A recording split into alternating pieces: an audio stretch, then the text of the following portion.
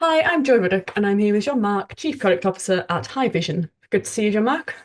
Good to see you, Joe, and thank you for the invitation. So Haivision was the original developer of the SRT protocol. Tell me about the benefits it offers and how it's being adopted across live sports.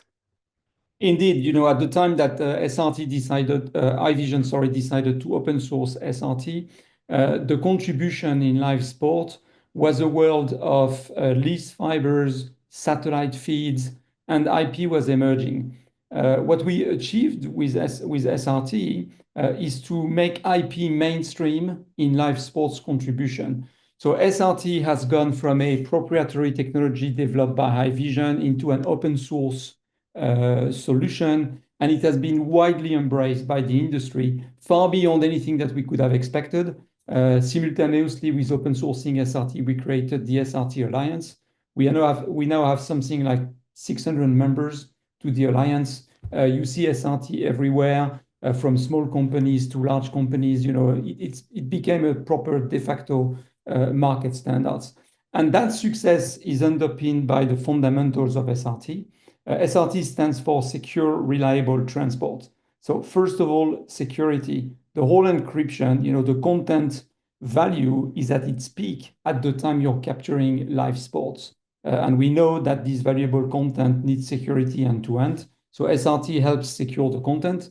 The reliability comes from the way we built SRT, where basically we can cope for packet loss. So if we're losing a packet, we're going to request that packet to be sent again and give you the best ratio between usage of bandwidth and video quality. And that's really what customers are looking for. And another very important point is the latency. SRT is a low latency protocol, meaning that we don't need 10, 20 seconds to send the video across. It's a matter of milliseconds. And again, optimizing the latency is extremely important. So that's where SRT has hit the industry. The last piece of it is because it's open source, we made the library available. All the vendors could use SRT.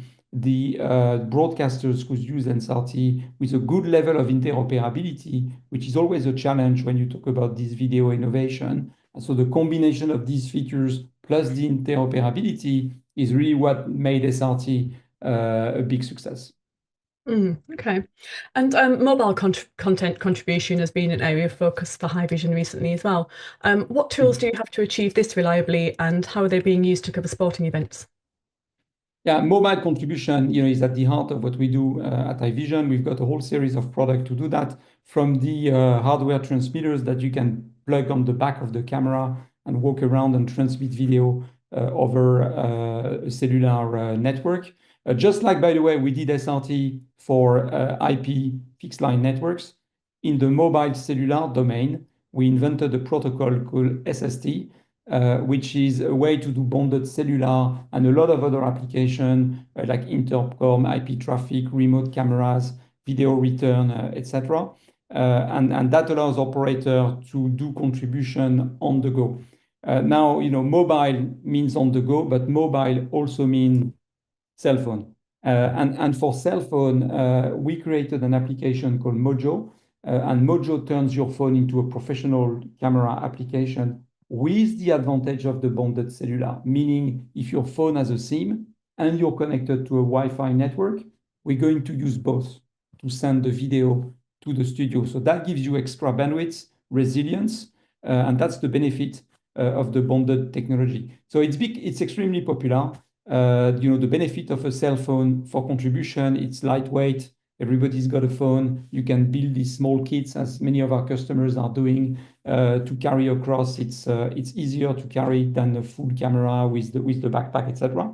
So that's a good one. Case in point, mobile contribution was used deeply during the Olympic Games in Paris last summer. It was used for the opening ceremony. About 220 phones with a private 5G network, all of that running Mojo, deployed along the Seine River. The phone were on the boat, the athletes, the delegation boats. That was a big success.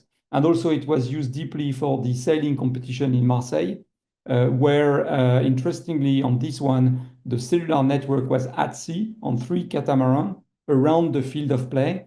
And then there were some cell phone on the boats, and it provided unbelievable camera shots from the sailing competition, which has been truly amazing. So we see a growing demand for cell phone in live sport production. And very recently, customers of ours, Obsess, actually used also mobile phone for a ski mountaineering competition in Courchevel, which I will happily discuss in an upcoming SVG Winter Sports Summit in Oslo no later than next week.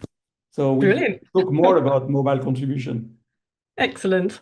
And a recent Haivision survey highlighted that many respondents believe AI will have the biggest impact in the next few years. Where do you believe it will have the most impact in the industry, and how is Haivision adapting to this? Indeed, we just published our annual broadcast report for 2025, and we had a section in there in AI.